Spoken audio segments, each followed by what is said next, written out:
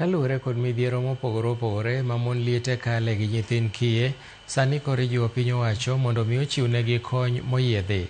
Marien kokale sir mar omenda manyalo konyogi kata miyo nyithindo ma kamago thieth e gwenge ma Ebwaliro e kar chung' od bura ma Butula.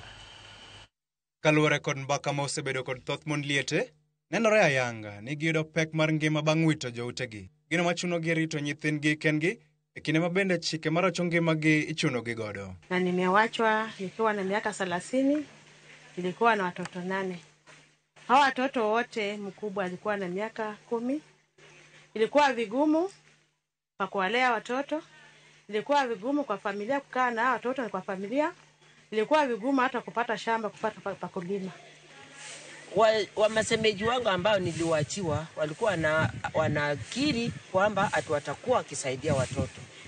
Lakini hakuna hata mmoja wao huwa anasonga karibu na mimi. Mimi niliwacha na watoto 4. Kijana anga kaaga akaniachia watoto 4 tena. Bado ni wachanga, hata mmoja wako hapa mdogo. Pek mag ngima ok deo kit chwech ka chuma mondegi otho bende kale midhiero mopogore opogore. Ilikuwa shida kabisa kulea hawa watoto. Vile unaweza pata mapato ya kulea hii watoto ilikuwa ni shida kubwa kabisa. Kwa sababu hakuna mtu mwingine nyuma yule alikuwa anaweza kunisaidia.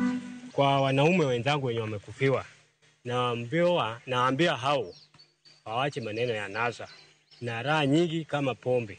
Watapotelea huko, na kama waliwachwa na watoto wadogo kama mimi, hawatatunza hao watoto vile inatakikana. Moko kuom gi osego okang' matemo ting'o ngimagi kendo gi midhiero machalo kod magi, kendo gijiwo jowetegi. Nawashauri wanawake wajane wenzangu wasikimbilie kuleta wanaume wengine kwa maisha yao wanapoondokewa wanaume wao. Kaluwore kod padre kanisa kopere ma Bwalero, Padre Robert Kizito, wacho ni dwaro nitie mondo mi piny owacho mamalo mag counties kod jokanyo mamoko los chenro mag jiwo ngima mon liete kod nyithi kiye.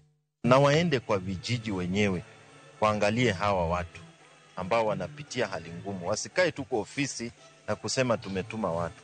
Watembee na magari haya ya serikali wakiangalia vile hawa mama wanaishi. Wengine hata hawana nyumba, wengine hata hawana makazi, wengine hata hawana chakula, wengine wanapitia hali ya uchochole sana. Na ndio nikaanza hii safari ya kuwasaidia, na naalika wahisani ambao wanaweza kuniunga mkono tusaidie hawa wajane na mayatima, pamoja na serikali pia tuunge mkono.